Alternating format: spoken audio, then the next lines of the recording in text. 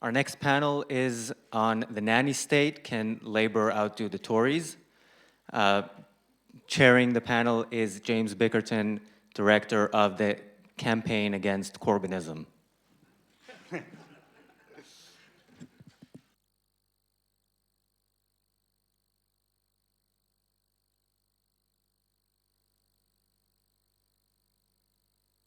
Is that on? Yeah. Perfect. I've got quite a loud voice, I think. So the panel is the nanny state, can Labour outdo the Tories? So obviously we're going to be discussing, it's very possible in a week's time, well, in a month's time, it's plausible that there could be a Jeremy Corbyn-led government. What would that mean? And in terms of individual liberty, in the kind of the nanny state areas, how much difference would that make? Because obviously the current or the former Conservative government introduced things like the sugar tax or the sugar levy and lots of restrictions on cigarette displays, etc. So we've got a great panel. So we've got Douglas Carswell, who was MP for Clacton, elected first as a Conservative, then I believe was the only UKIP MP ever to be elected at a general election, is that correct? And then, of course, an independent, also the author of a number of books, including Progress versus Parasites, A Brief History of the Conflict That Shaped Our World. We've got Christopher Snowden, who I imagine will have quite a lot to say about this, who is the head of lifestyle economics at the Institute for Economic Affairs. He's also written a number of books, including Killjoys, A Critique of Paternalism. We've got Lucy Harris, who is the Brexit Party MEP for Yorkshire and the Humber. She founded Leavers of London, which is a kind of pro-Brexit campaign and social group. And that grew into Leavers of Britain, which became quite a kind of big national thing, and then obviously you went into politics. So I think we should start. Do you want to start with Douglas? Do you want to say, how kind of concerned are you about a Labour government in terms of the nanny state? Do you think it'd be much worse than what we've got at the moment? And who's that? Do I? You could introduce him. Oh, sorry. I kind of think it needed no introduction. You want me to talk for a couple of minutes? Yeah, you got 5 to 7. Thank you very much for inviting me along to the Ayn Rand Centre, and I'm going to move on to answer that question in just a second, but I wanted to preface my comments with just a few observations as we're on the eve of what I think will be a very decisive election, decisive for all sorts of reasons. I've just come back from a week staying in New England in the old summer house of Milton Friedman. Milton and Rose Friedman have this beautiful little cottage that they built themselves. It's on the top of a very high mountain in Vermont. It looks out across the Connecticut River towards New Hampshire, a state in America that famously has as its slogan, "Live free or die." And as I sat there in Milton Friedman's house, looking at the view that he looked at, a thought struck me. It must have seemed pretty grim at times for Milton Friedman. Those who believe in the fight for liberty must have had all sorts of cause for despair in the 1950s and the 1960s. Half the world would have been run not just by socialists, but half the land surface of the world was controlled by communists. In academia at those times, free market liberal ideas were regarded as terribly fuddy-duddy and old-fashioned. Keynesianism was all the rage. We saw at that time governments around the world, including in Britain and to some extent in America, trying to engineer society and certainly engineer the economy. Things must have seemed at times pretty grim for those who believe in the free market and liberty. And yet, look at what Friedman and his generation achieved. Look at what they did to shift what we today call the Overton window away from nanny state, top-down state control, officials trying to manage people's lives for them. And look at what they did in terms of shifting the body politic in Britain, America, in Europe, and I would say around the world towards the cause of freedom and liberty. We've got to find ways of doing in this day and age what Friedman and Bob Chister and those other heroes did in an earlier generation. And we've not been doing it. And the price of not doing it is not just that we see a Labour government embracing a hard socialist agenda where they want to nationalise companies and control our lives. I think the real price we pay is what happens to those who should know better on the so-called centre-right of British politics and American politics. I would argue it's impossible to counter Corbynism when the alternative is a sort of George Osborne Tory party that wants to control the amount of sugar in your iron brew.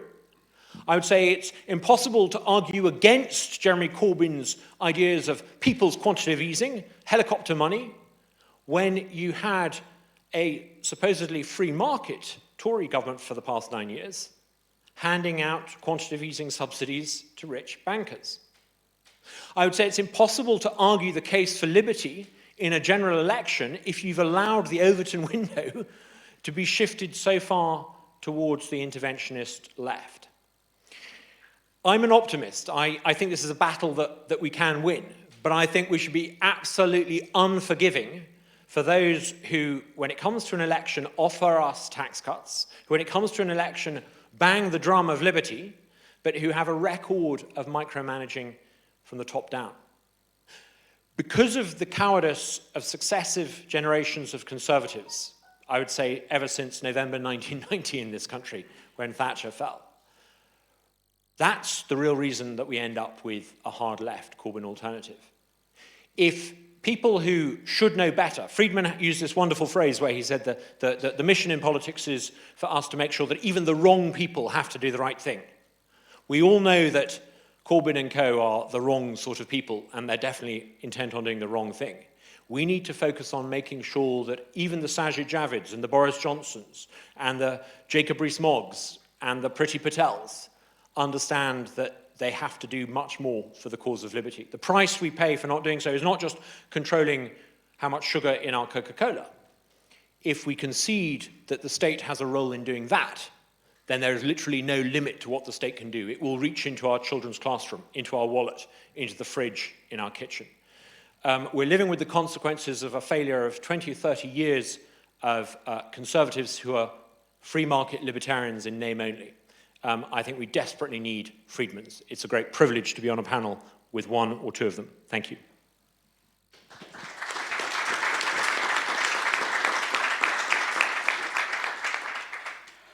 Yeah, thank you very much. I'll try to pass down to Christopher, who I imagine has quite a lot to say on the subject.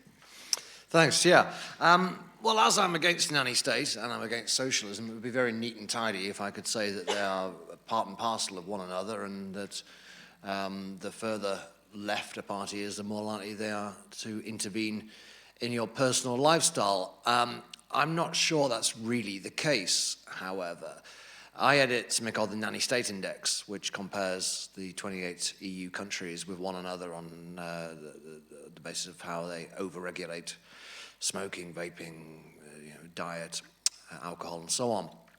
And Finland has always come up top. Finland is a pretty big welfare state, kind of social democracy, pretty left-wing, so that could be used as evidence. However, right underneath it is Hungary, which is not especially left-wing, to put it mildly. The UK, Ireland, Lithuania. At the bottom of the index, the freest countries are places like Czech Republic and Luxembourg, Germany. There isn't really much of a pattern there. And if you look through history, the hardest left governments have not necessarily been nanny state. They've tried to control people's lives in all kinds of ways. The communists actually got rid of alcohol prohibition. A lot of people don't know that there was full US-style alcohol prohibition in 1917, after 1917 when the Russian Revolution took place, and some historians have said it probably wouldn't have taken place had the population been more drunk. But the Bolsheviks, after a few years, got rid of prohibition of every form of alcohol. They were not particularly fussed about people smoking. There wasn't a lot of obesity in the USSR or other communist countries, but that was more of an unintended consequence rather than a deliberate public health policy. And if we look at Britain over the last 20 years, Tony Blair and Gordon Brown were better than David Cameron and certainly Theresa May. I mean, over that 13-year period of New Labour, yeah, you had the smoking ban, that was deeply illiberal, but you also had relaxation of the drinking laws, you had a relaxation of the gambling laws. It's really only the smoking ban that is a big blot on their record in terms of nanny state activity. And that was then followed by David Cameron, who very quickly brought in the display ban for tobacco, the plain packaging for tobacco, the sugar tax. He wanted to bring in minimum unit pricing, was only overruled by elements of his own party. So you would have to say that the Conservatives have a worse record on this in recent times than the Labour Party has. And if you look further afield, I know Yaron's already said that Trump is a socialist, but dealing with shades of grey here, I mean, Donald Trump is in the process of clamping down on e-cigarettes. Putin is being far more anti-alcohol than any of his communist predecessors, and I wouldn't put Putin down as being a left-winger. So I don't think there's that much of a connection. So it's quite hard to say what Corbyn would do. There is actually an element of the hard left which is really quite laid back about the working man having a drink, having a bet, having a smoke. And I'm told that there are people within Corbyn's circle who, well, they didn't like Tom Watson for a lot of reasons, but one of the reasons they didn't like him is he was trying to clamp down on, you know, breakfast cereals and gambling and so on. And actually, some of those people in the hard left don't actually like this stuff. They, for whatever reason, you wouldn't call them libertarians, obviously, but it's not inevitable by any means that socialists want to control that part of people's lives. Perhaps they've got bigger fish to fry with trying to control the economy. I think the key word here is not socialist, it's actually progressive. And you might say that's splitting hairs. A lot of socialists now call themselves progressives, but they're always changing their names. You know, they call themselves liberals, and they're obviously the exact opposite of that. It's currently quite trendy for socialists to call themselves progressives. But someone like Owen Jones or Ash Sarkar, then they are socialists, pretty hard, hardline socialists. Progressives, we don't have a history of the progressive movement in Britain. It's worth reading up on the progressive movement in America. There's a very good book called Illiberal Reformers, came out a few years ago. Can't remember the name of the author, but it describes the progressive movement and their aims very well. To put it in simple terms, progressives, they are not really socialists. They're quite comfortable with a large amount of state involvement in the economy, but they're not particularly interested in the state actually running the economy or nationalizing industries. They like trust busting, but they don't actually want the government to run these businesses. They are very technocratic. They believe essentially in creating a new world, in creating a new man, and using various forms of coercion to do that, of taking lessons from science and applying them in a very bureaucratic way. It's a very elitist project, really. And it's in some senses well-meaning in that they want people's health to improve, for example. But out of the progressive movement came Prohibition in America. It was a classic example of a progressive policy, very top-down, illiberal, designed to fundamentally change society so that a point would come when people wouldn't even want to drink alcohol.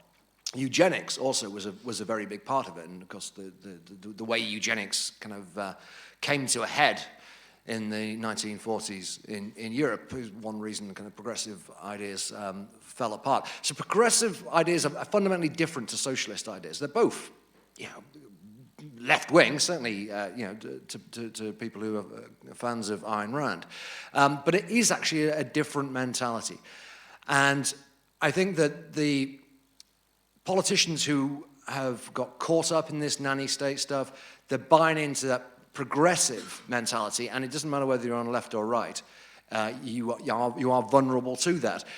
And finally, I would say that a lot of this, as I hope I made clear, you can't really pigeonhole this left or right. Generally speaking, you're dealing with quite low-grade politicians. In fact, I don't think we've ever had such a bad bunch of politicians, many of whom hopefully will shortly be getting kicked out. But, I mean, Tom Watson, to go back to him, he's a classic example. He's a gullible person. I don't think he's a very intelligent person. I don't think he's got many principles. But he likes the idea of the big action, of fundamentally changing something, whether it's something as trivial as clamping down on gambling machines in bookies or getting Tony the Tiger off the pack of a box of Frosties. And there are lots of people like him. James Riley in Ireland's a big nanny state guy. Nicola Roxon in Australia. Sarah Wollaston, Anna Soubry, these people, very low-grade people who don't have much of a vision, actually.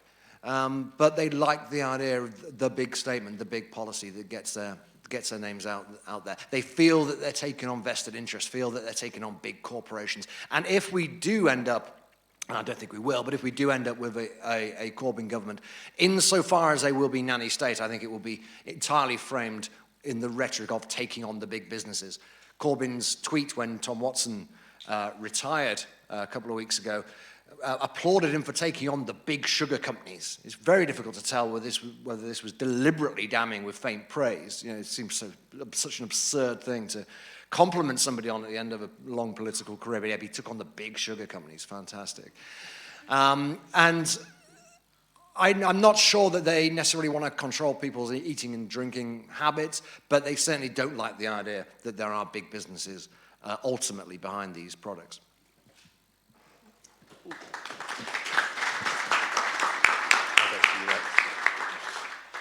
Yes, so by the sound of things, there are big concerns about the commitment to individual liberty amongst both, for both Labour and the Tories. Now, how about the Brexit Party? What can we expect from the new outfit? What can we expect from the new outfit?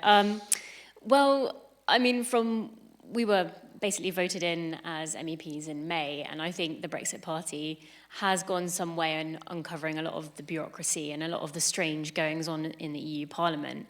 And I think from my background, from Leavers of Britain, and looking at how social conventions fit in with nanny statism, it slowly becomes something that, from nanny statism, something a little bit darker. I think nanny statism is too kind. It suggests that the state means well, but I think what we're slowly seeing is that actually the state means to control, and I think we should get rid of the idea that it's a nanny. It's definitely not a nanny. It's a boss that's screaming down your neck every 2 seconds about every minutiae of your life. So, apart from both, Tories and Labour introducing further regulation in the past few years, I think the real culprits of this outfit is the culture of quangoism and the quangtocracy, as I'm going to call it, within our state, but also within the European Union. And it's been introduced by Labour, so they've initiated this idea of ultimate control over every single minutiae of your life.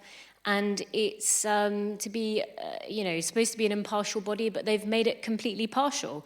It politicizes the very people who control every element of your life. And I am terrified to see a Jeremy Corbyn government get control of those mechanisms that do control every part of your life, because it will always be tinted with an element of socialism. And indeed, with a lot of the anti-Semitic stuff that's been coming out, if you believe that the Labour Party is fundamentally anti-Semitic and its whole structures are institutionally anti-Semitic, that will filter through into the very mechanisms and cogs of how we go in to make law in our civil service. And I think we've seen a lot in recent times of how the civil service does act in a very politically minded way. I think the case of Darren Grimes having to go against some of the institutions that have basically dictated to him what is the correct way of going about his business, and then ultimately slapping a fine on him of, I think it was £20,000, basically when it had no jurisdiction to do that. Why have we given so much power to these quangos? And ultimately, their reason to be is to create more and more legislation. That's how they feel that they have control, power, and are able to implement their idealistic world and their idealistic vision.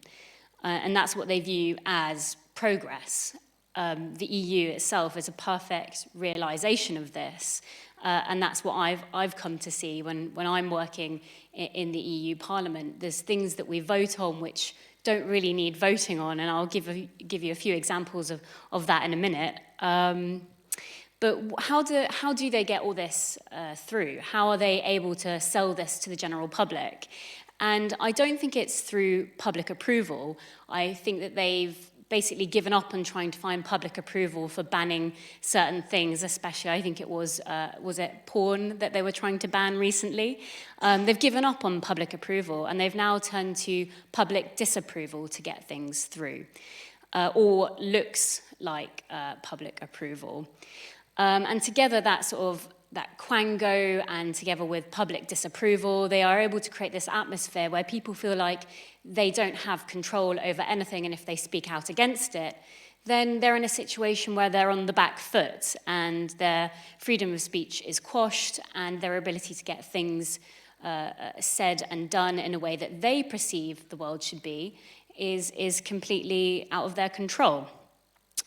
And that's underpinned by this, by the media and the institutions. Likewise, in sort of the Quango sort of civil service, being ultimately partial and being ultimately leaning towards a certain political ideology, it means that there is a case for people with ordinary traditional views feeling like they can't speak out. Now, I started Leavers of Britain, which basically talks about, which basically is a group of people from across London. It started with 10 people who voted for Brexit within the London area, who felt that they weren't getting a fair hearing.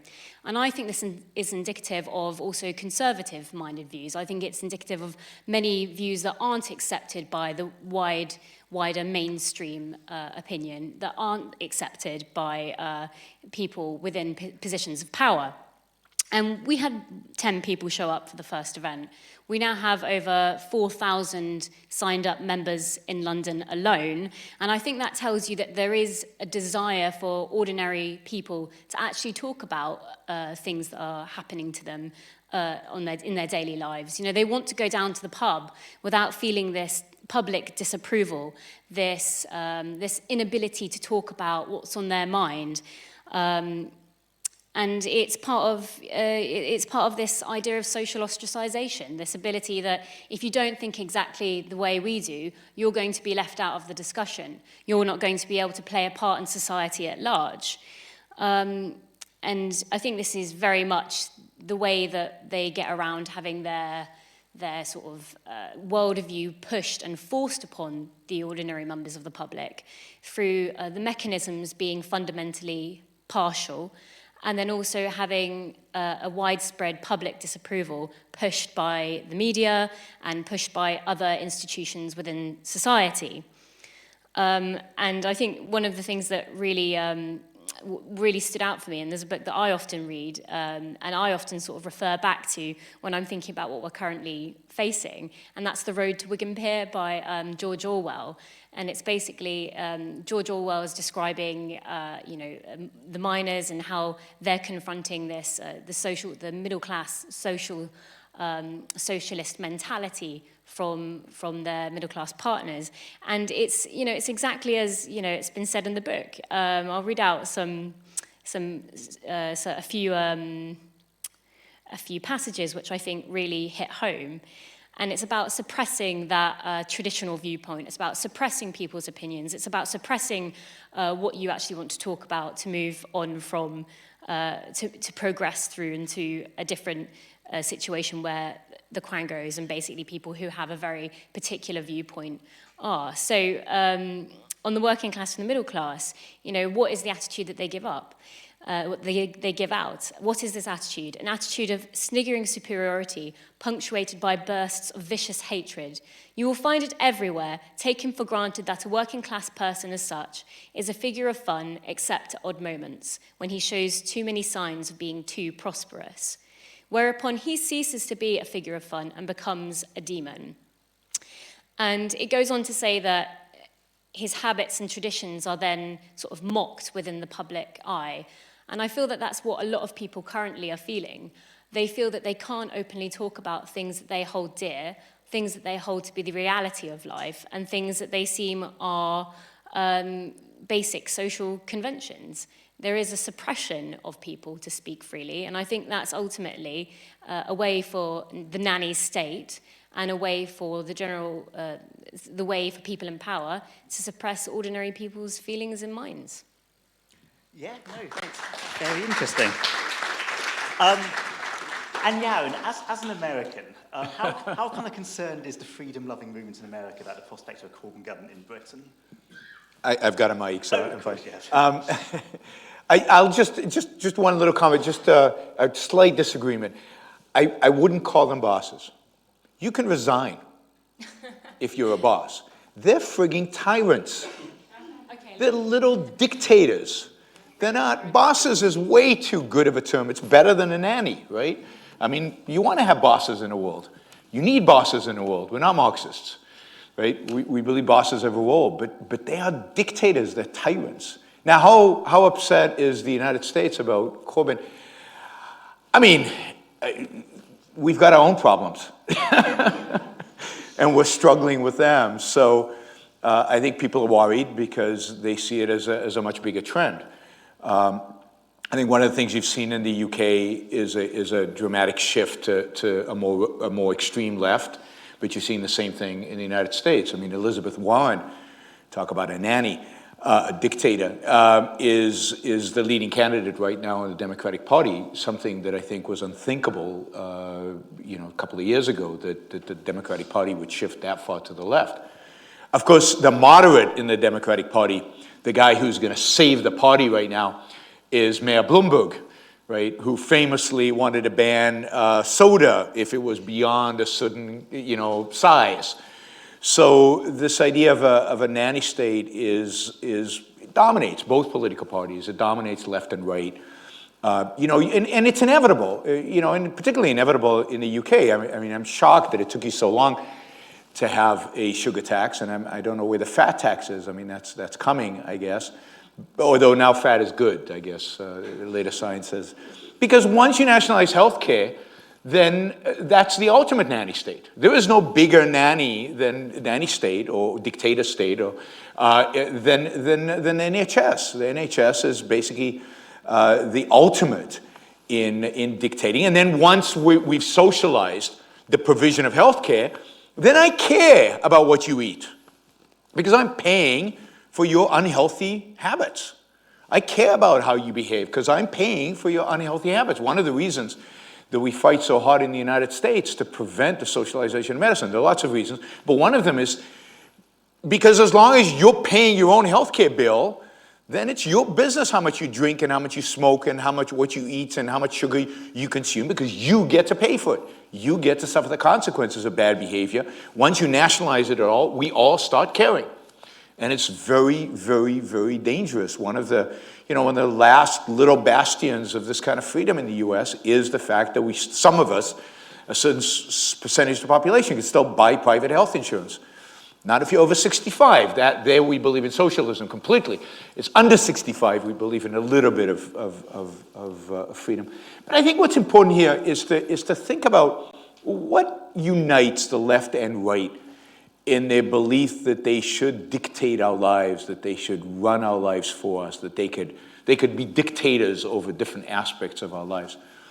And you're seeing this both on the left and the right, and you're seeing it unfortunately in the population at large, and this is why they elect these people, is a distrust of the individual's capacity to take care of himself, a distrust of the individual to live his life in pursuit of his own happiness, independent of regulation, controls, and manipulation by the society as channeled through the state.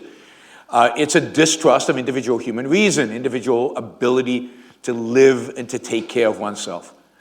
And this has always been the excuse of why we regulate, because I don't think you can separate nanny state issues from business regulation. I think they're very much related, right? They tell us what toys we can buy because some toys might be too dangerous and we as parents are too stupid to know what toys are good and what's not. And the market would not determine what toys are good and what's not. So we need a state regulatory agency to ban certain things and to regulate. And we need public education. Well, here it's the reverse. We need government education because, God forbid, you leave parents alone to decide what education their kids will get. They can't make decisions for themselves. We need to dictate that every kid gets an education, and we need to provide the education because parents can't be trusted to do it themselves. They would send their kids off to work in the factory if they had that option, or they would send them to the worst kind of schools possible if they had those kind of options. So God forbid we have school choice or any kind of choice like that.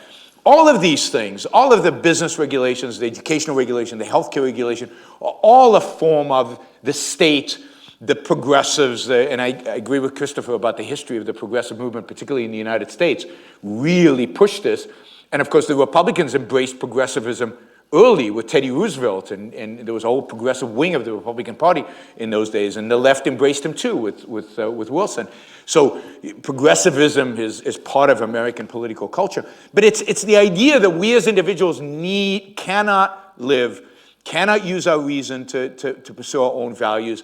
Our values are corrupt. As individuals, we're corrupt, and we need society to help us take care of ourselves, whether in the material world or in the spiritual world, whether in the economic realm or the day-to-day kind of decision-making realm. In every single realm, we need the state's help. We can't negotiate our own salaries. No, you're going to be underpaid. So we need the state to provide a minimum wage and benefits. You know, we have to tell the employer what benefits we get and what we don't get. We can't negotiate that ourselves because you can't trust the individual to actually provide for himself. Who are you as an individual to live for yourself? Ultimately, you are just a cog in some collectivistic machine. And this is all driven by different forms, from the right and from the left, of collectivism.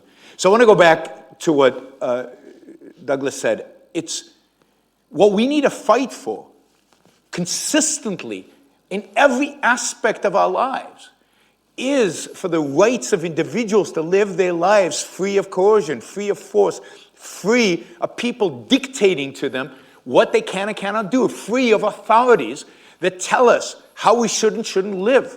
And if we don't live by their standards, we get penalized by force. What we need to do is throughout, from the economic realm, the social realm, every realm of life, fight for liberty, fight for individual liberty, individual freedom, and fight for individualism, the sanctity of the individual. And so it's too many of our free market fellows, you know, fight the fight in economics. And even there, they compromise way too much and ignore the social side. And then the people specialize, but it's all one fight. There's one fight, and that is for individual freedom, for the individual mind, for the individual ability and right to make their own. And the two are connected. If they don't have the ability, you're never going to have the right. You have the ability and the right to make decisions for yourself. You might make lousy decisions. You might fail in life. That's on you. That's on your decision. So you have to fight for free will, for reason, and for individual rights consistently throughout every aspect of human life. And until we're willing to fight consistently about that, we continue to lose no matter who's in power.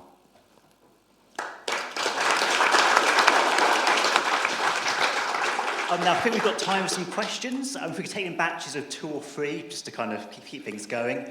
Shall I run out with the microphone? Probably the easiest way. Oh, good to you. Cool. Cheers. Thanks. Just a quick one. Because the Conservative Party, as I say, has given up a lot of the moral ground on things. When the debate comes about spending, you can always point to Conservative spending plans, which kind of take the argument away from them then fighting against an excessive Labour-based spending plans, because they're both spending plans. A thought that occurred to me, and thanks for the inspiration from the Brexit candidates, Brexit MEP, apologies. Would it work if the current rise of Brexit-minded individuals, you mentioned the Leave for Britain? Yep, society and people like that, with this current election, would it actually work if they went in a Tea Party-like rush into the modern Conservative Party and changed it from inside?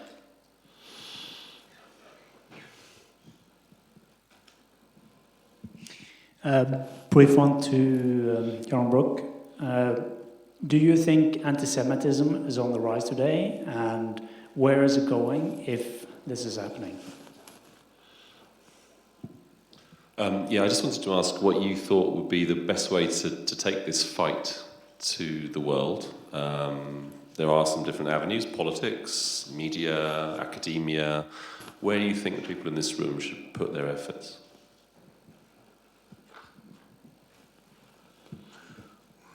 How many are we taking? Oh, yes. Do one more. Okay. Hello, everyone. I'm an architect in UK, and we are subjected to a lot of building regulations. So I like to believe that our job is more inherently capitalistic and individualistic, but these regulations are not allowing to do that, unfortunately, and it's absolutely frustrating. For example, there's one rule where if you own a property, you can't even build even 1 meter extension without asking your neighbor's permission, the council's permission, and so on and so forth. So what are your opinions about this, and how do we stop this madness? I'm sorry, how do we stop this? Well, that's probably enough for yes, so we'll start with Lucy, because one of the questions is very specifically aimed at you. So, can the Brexit Party complete a kind of Tea Party-like takeover of the Conservative Party? Is that the plan? Yeah, can it happen? Well, who says it's not already happening? I mean, we have a lot of really sound people who are now in, the mechanics of the Tory party. And I think there's a lot of people within the Tory party that have got individualism and have got the basic structure of the philosophies that small c conservatism has had and for some time. I think that all in all, the general political scene hasn't really been relating back to its own philosophies for a really long time, and they've been concentrating on this over-regulated, control mentality, whereas they never refer back to the reasons why they exist in the first place, why the Conservatives exist in the first place. And I think now that we have people who are fundamentally educated in philosophy and who have that at the back of their mind, continuously working within the Tory party, I am hoping to see a change. Can there be a modern day Tea Party? I think a lot of people right now are slowly shifting back to whether they're Tory, whether Labour, parties like mine are seeing, a drop in the polls, and I think people are realigning and reasserting themselves in their original homes. So yeah, I think it's possible. Yeah, that's great. So Douglas, I think it's the third or fourth question. If you want to fight for liberty right now, what should you do? It's tempting to think that the answer to it is through politics. And certainly there are people in politics who support we need to effect change. And change isn't going to happen unless it manifests itself ultimately in a change in the body politic. But politics is not enough. Politics is never going to be enough. Don't ever take comfort from the fact that Sajid Javid says he admires Ayn Rand, because he may have read The Fountainhead, but it's the civil servants around him who encase him in this bureaucracy of limited possibilities for change that are going to really drive him. So the question is, what do we do? Yes, by all means, look to politics, but it's not politics that's going to drive change. The fundamental cause of the problem isn't even, as Lucy brilliantly described, the Quango state with its insistence upon doing things by top-down design. The fundamental cause of the problem, I believe, is a corruption in the social sciences. People in social sciences, particularly that corrupted and degenerate subject, economics, believe that it is possible to gather in one place enough information to know enough about outcomes to order human economic and social affairs by design. In the past, in the pre-Enlightenment era, there were religious creeds and doctrines which told, rather conveniently for the priesthood of elites, whether they were pharaohs or medieval princelings, that they knew enough to be able to order the world by design. And we see this same conceit post-Enlightenment manifesting itself in all sorts of ways. Sciencism, communism, environmentalism, Europeanism, all of them are basically post-Enlightenment creeds that say that a small enlightened priesthood who know enough can order our lives for us. And this invidious notion is so pervasive now in academia. It pervades almost all the social sciences. If we want to counter it, we need to recognize that it's based on not true empiricism, but on what David Deutsch, the famous philosopher and physicist, calls inductivism. And economics and sociology and pretty much everything that you find in a PPE degree at an Oxbridge University now is basically an inductivist training of the mind rather than a proper education. And we need to tackle that if we are to effect real change. But I sense that there is a crisis coming in academia. You can only go woke so far. You can only pile on so much debt in the universities before you start to realize you're producing third-rate degrees for third-rate minds taught by third-rate academics. When that crunch moment comes, I think there will be ripe opportunities for universities like Buckingham with 2-year degrees to come in with proper, genuinely empirical academic degrees that are profoundly different and game-changing to what we've had mainstream universities produce for the past 20 or 30 years. Great. If I could pass down to you. So there are kind of two things that particularly struck me. So first of all, we had this debate about anti-Semitism, and it's extraordinary the extent to which it's become an issue in the UK, with the Jewish Chronicle, the biggest British Jewish newspaper, kind of urging non-Jews not to vote. So the first thing is, obviously you've explained why you think that's an issue on the left, but why do you think it's become an issue so specifically in Britain? And second of all, how do you think that advocates of, freedom and individualism should organise and work in the UK? I mean, I'm not sure I know the answer to that. I don't know enough about the UK to know why it's specifically here. It's always been around in the Marxist left. There's always been anti-Semitism. As I read, I read an extensive quote from Karl Marx himself. He was quite an anti-Semite, in spite of being Jewish himself. He was very anti-Semitic and linked Judaism with capitalism, and I think that is why the left so resents Judaism. Israel, I think, is another source of anti-Semitism in more recent times, particularly here in the UK. You see that everywhere. And again, I think that's connected to the success of Israel, the fact that Israel has become such a powerful state, and people resent, particularly on the left, people resent success. They resent achievement. They resent wealth, and Israel's become wealthy. So I think those are the two things that come to mind in terms of why it happens here, but you're seeing it all over. I mean, it's certainly within the Democratic Party in the United States. You're seeing the same kind of phenomena of elements within the Democratic Party that are quite anti-Semitic. And you're seeing it on the radical right, on the extreme right in the United States. People, the anti-immigration, the people who are anti-immigration very much affiliate that immigration with Jews. If you remember Charlottesville, when they had the torches and they were walking around, the thing they were chanting, one of the things, blood and soil was one, with a direct reference, right? And the second one was, Jews will not replace us. So I think in times of angst, I think in times of uncertainty, in times of where people are struggling to make sense of the world, I think anti-Semitism rises in times like that, and I think you're experiencing that in the UK for a variety of reasons, and you're certainly experiencing that very much so in the United States.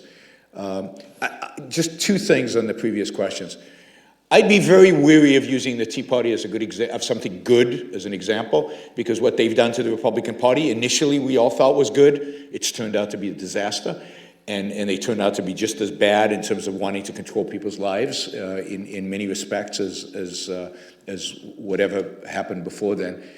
And I would just add to what Douglas just said, I agree completely. This is about education, education, education, and the bastions of education are universities, and that's where the real battle is being fought every single day, and we're losing, right? So that is certainly part of the problem. And it does go back to a very fundamental battle that is waged, and that is the battle between the Enlightenment and everybody else. The Enlightenment is the era of individual liberty. It's a philosophical era that advances individual liberty because it recognizes reason as man's means of living and survival. And by raising reason up, and science and reason, and the idea that you are competent enough to choose your own path in life, they literally liberate the individual. And a lot of what's happening in academia today, a lot of the central planning, is really harkening back to Plato, right? These are philosopher kings. The idea of truth is in another dimension, whether it's an identity dimension in the United States with identity politics, or whether it's some other dimension, whether it's religious or secular.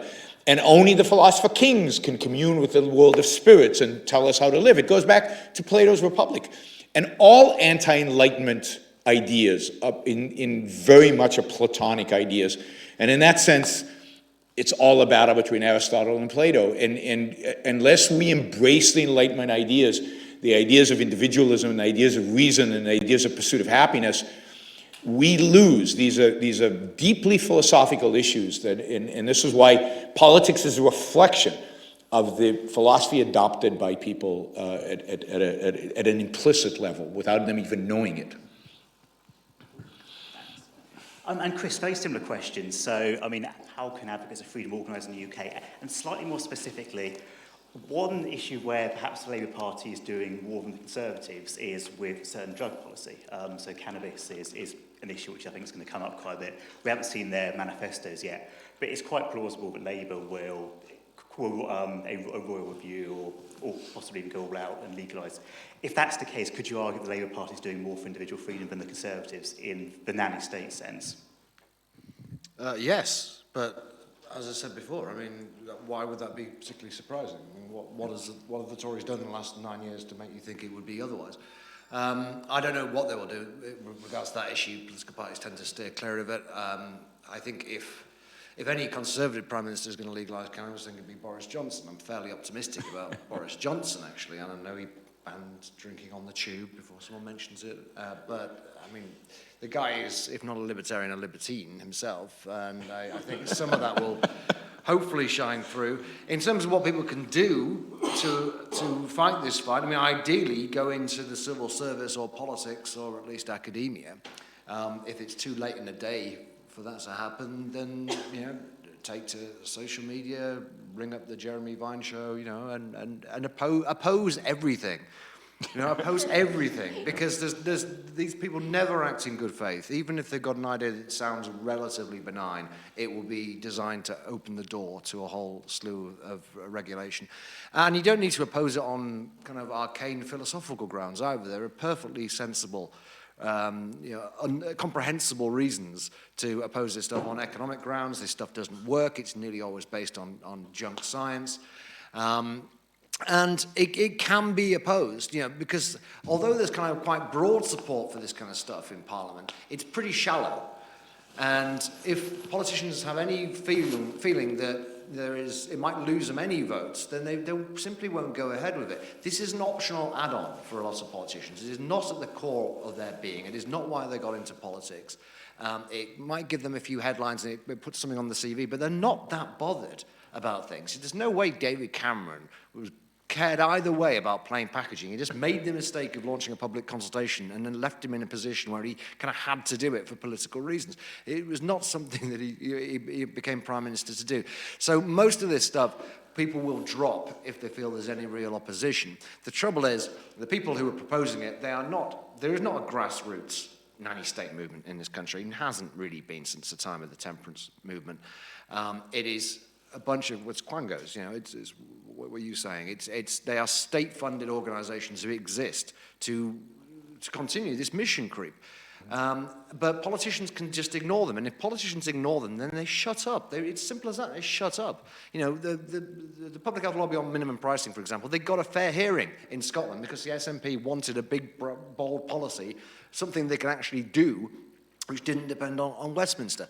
In the UK, Gordon Brown made it very clear he wasn't going to do it. The Conservatives eventually made it very clear they're not going to do it. And there isn't an ongoing campaign. You don't hear people banging on every week about minimum pricing because they realise it's not going to happen. They only bang on the door if they think it's going to open. So if politicians just stonewall them, they just go away. It really is as simple as that. You just got to treat these people like, unruly children. And you give them a bit of discipline and they don't do it again.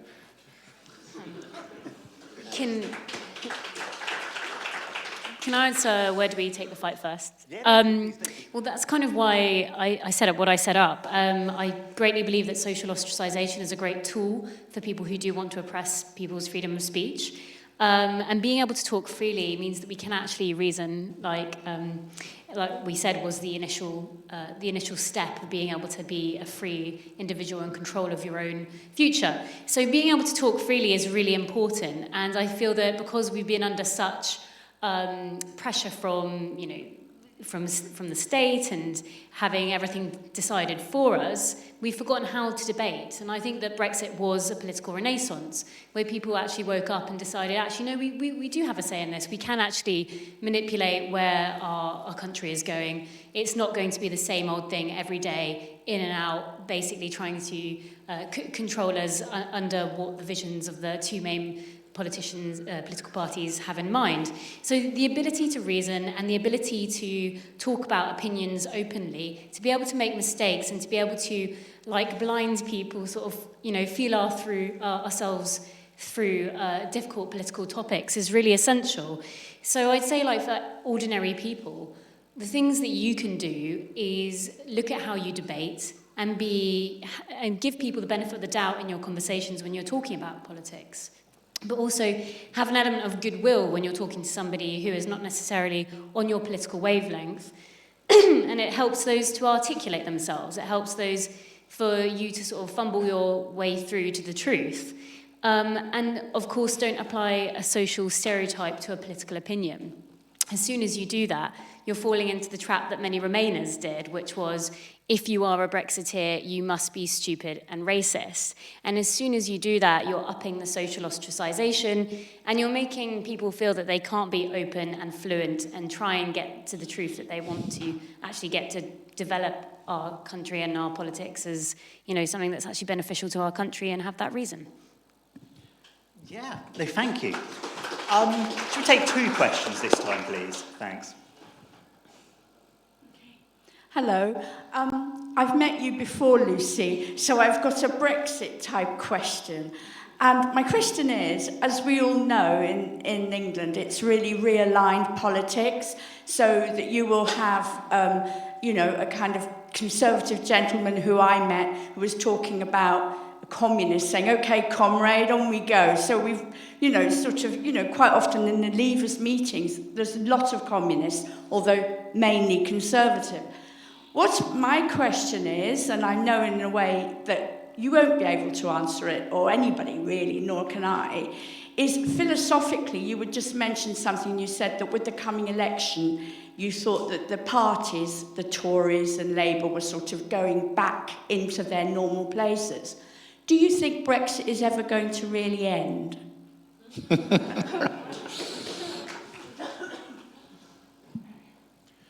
Hi. My question is to Christopher. I would like to know a bit more about the Nanny State Index, if you could explain what goes in and what is left out, because in my mind, whether a company is regulated on how much sugar it can put or what price it can put on sugar is the same thing to another company not being allowed to sell a specific type of financial product or having a set price on loans. So where do you draw the line in assessing how big the nanny state is in the index? Yes, I think, Christopher, would be a logical place to start. Yeah, sure. We look at specifically e-cigarettes, tobacco, food and soft drinks, and alcohol. So the traditional nanny states issues. We would like to include gambling, but it's for kind of data reasons, it's rather complex. And there is a case for putting things like sex work and drugs in there as well. But to be honest, I mean, there isn't much variation actually across Europe in how governments regulate those two things. We stick to the traditional, what people I think normally think of as nanny state issues, as opposed to broader regulation. You can check out the index. It's I think nannystateindex.org, and you can see who ranks where. Thank you. So this was kind of aimed at Lucy, but I'll direct it somewhat to Douglas. Will Brexit ever end? The short answer to the question is yes, I think it will. I think it will end, fingers crossed, at the end of January when we leave the EU. But I think your question alludes to a broader issue. I think what Brexit has done has exposed the extent to which there is a smug, self-regarding elite who preside over public policy formation, who tell us what is and what isn't acceptable. And I think we've woken up to the fact that this country is run by these charlatans. And I don't think the sort of suburban Clactonian people that I used to represent in Essex are going to doff their caps to that any longer. I think they realised that the country is run by charlatans, people who preside over central banks with the same stupidity with which they said Project Fear would be unleashed if we voted to leave. Again and again and again, whether it's central banks, whether it's the people who decide what goes in the national curriculum, whether it's the people who preside over our National Health Service, these people are basically morons, and they are routinely wrong. It's hemorrhaging confidence in the political establishment. And the political establishment talks about this as though this is a bad thing. It is a thoroughly good thing that people realise that, like in The Wizard of Oz, when you draw back the curtain, these all-powerful people are confused middle-aged men who don't know what they're doing. And when people wake up to that, I think we will look back and see Brexit as the beginning of a fundamental change, a transformation between the governed and the governing. If I could just finish. When I was growing up, there were 4 TV channels, and a distant programmer would decide what we watched on a Saturday night. Paul Gambaccini was a famous DJ. He would decide what music you listened to on Radio 1. Radio 1 because there were 4 or 5 channels. When Classic FM came along and you could have 24-hour classical music, it was considered radical and revolutionary. Today, people are growing up, they can listen to what they want, watch what they want. The idea that we need people like those distant programmers, like those distant DJs, deciding what we should have and what we shouldn't have, those days are coming to an end. And I think Brexit has stirred something very deep in the English psyche. This effect incompetent elite, these I would call them the sort of the George Osborne generation of politicians. They need to get out. They need to go. And we need far-reaching and fundamental change. Never again should, if I could just put it this way, sorry to eat into your time. I think this country has been saved in the past century on 3 historic occasions by ordinary working people, by ordinary folk, against the stupidity and the folly of their elites. It was the elites in this country who in 1940, 1941 wanted to cut a deal with Germany. The only reason this country didn't do that is because when Winston Churchill said we're not going to do it, working people backed him. That's what rescued this country. All the posh people, all the Tory party grandees, all the people in the Carlton Club were on the side of appeasement. 1979, the same thing happened. All the elite said we needed a prices and incomes policy. We needed more Keynesianism. It was a grocer's daughter from Grantham, backed by the working class. She never once lost an election because she had majority working class support, who saved this country from the stupidity of academic socialists. And then again, June 2016, this country was saved from the folly of its elites, from the folly of its oligarchs, from the folly of its poshos, from the folly of its academics, by ordinary working people who call time on the EU. And we need to put suburban people back in control of their lives and drive out the parasitic elite who've run this country and done a pretty good job at times of almost running it into the ditch.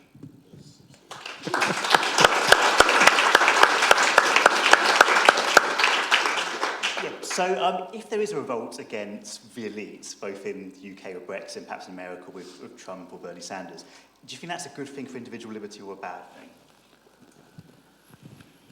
Well, the problem is it's a revolt against something, but what is it for? And in the United States, you're seeing what it's for. It's for a different type of statism and irrationality in the form of Trump. So I certainly don't think Trump is a move towards liberty. I don't think Trump is a move towards individual freedom. I think Trump is a move just towards a different type of collectivism, statism, and state regulation of our behavior, just on different fronts. And it is a red light for a lot of it's a green light, so it's a green light for a lot of different type of tribalists and collectivists to dominate the dialogue. But there's no discussion in America, left or right, in terms of individual liberty and individual freedom or really rolling back the state in any way. Donald Trump is spending, the spending of the Republican Party under Donald Trump mimics Obama. And you can cut taxes all you want, but what matters is spending, because one way or the other, you're sucking money out of the private economy, whether through taxes or through debt. Doesn't really matter that much. Focus always on spending, not on taxes. If you want to do anything to taxes, simplify them. But reducing taxes for the sake of reducing taxes, if you don't touch spending, is meaningless in the long run. So there's nothing that Donald Trump has done, with the exception of some reduction of regulations at the agency level, that has moved the United States forward. And of course, if Bernie Sanders gets elected, you know, it's much worse, although I think he would get very little done, because I don't think anybody likes Bernie Sanders in politics, so I don't think he'd achieve anything. Elizabeth Warren is what scares me, because she's Bernie Sanders with brains, and I think is competent, and that's really scary. But there's nobody in the American political world right now, nobody, who is advocating for freedom. The Tea Party has gone, it's disappeared, it's completely diffused itself. It's basically become a Trump party, a statist, collectivist party. But I think, and I look at Britain, and you guys look so much healthier than we are. I mean, truly. We are, we're building walls, we're doing nutty things, in my view, instead of actually focusing on the problems that we have. And we're left and right have bought into the same rhetoric, the rhetoric of inequality, the rhetoric of the lost middle class, which is complete garbage and complete nonsense, just untrue. And both from an economic perspective and from the perspective of nanny state, I don't see a difference between the left and the right in the United States today. And you know, I think abortion rights are going to really under threat in the U.S. on a massive scale. You're seeing state after state reduce those rights. Yes, we're seeing marijuana, so you'll be able to smoke, but you won't be able to have an abortion. And in many other respects, you're seeing, yeah, they pick and choose, but they want to regulate our individual lives in one way or another. And of course, Republicans are very much against marijuana. Certainly, the Justice Department in the U.S. is. So I have very little optimism in the U.S., and I hope you guys take a much more positive path. And of course, with Brexit, I think I'll just say this, I think what's interesting about Brexit is not Brexit, it's what you do with it, right? It's very possible you completely screw it up. And that would be a tragedy, because there's certain elements of the European Union that are good. And you have to recognize that. And unless you're really committed to free trade and free movement of capital and free movement, ultimately, to some extent, of people, then you're going to mess it up. And it's going to be really interesting and fun to watch. But I'm much more optimistic about what you can do here in Britain than what we're experiencing in the US right now.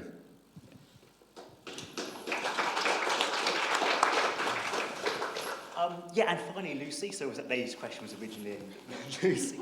So again, is Brexit kind of symbolic of a larger shift in our politics? And also, is the Brexit Party got a future beyond Brexit? Oh, is that okay? I see what you're doing here. Okay. So, is Brexit ever going to end? And I think it depends how you see Brexit. If you see it as the chaos that a lot of our media outlets want us to see it, then, it's going to end, hopefully, in January.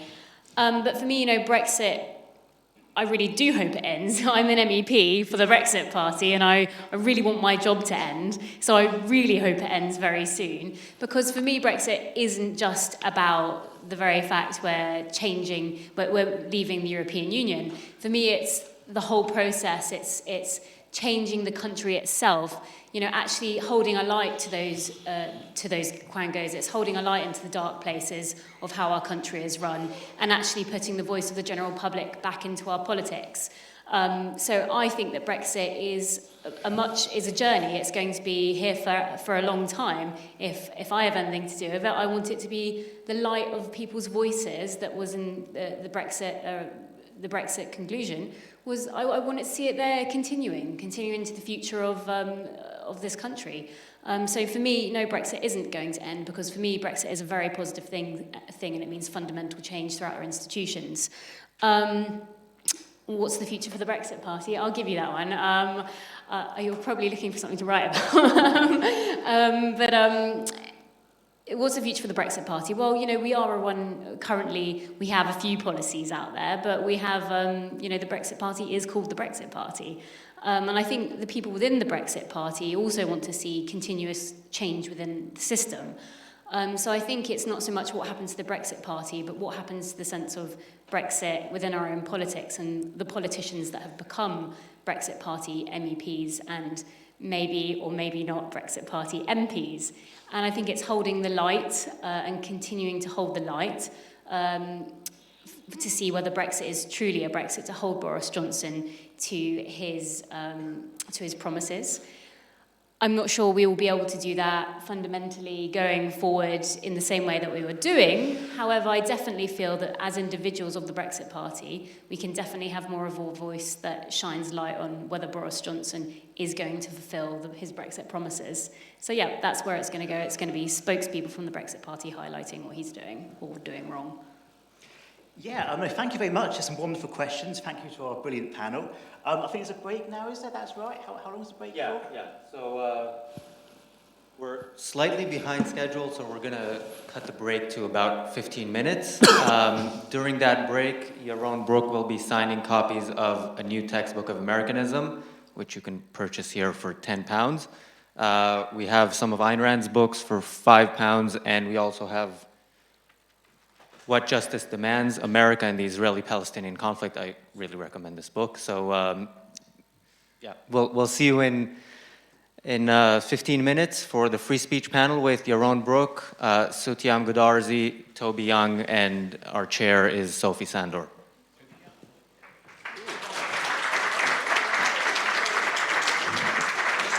Wasn't too bad, was it? I've never shared anything before. That's terrible. You cannot